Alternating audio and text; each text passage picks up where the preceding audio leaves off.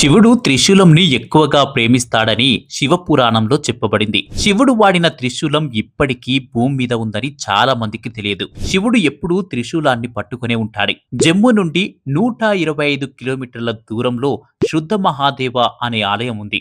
అక్కడ ఆ ఆలయ పురాణాల ప్రకారం అక్కడ ఉన్న శివలింగాన్ని స్వయంగా పార్వతీదేవి వచ్చి పూజించేది. అలాగే సుదాంతుడు అనే రాక్షసుడు అదే శివలింగాన్ని తరచూ వచ్చి పూజించేవాడు. ఒకరోజు పార్వతీదేవి శివలింగానికి పూజ చేస్తున్నప్పుడు అక్కడకు సుదాంతుడు వస్తాడు.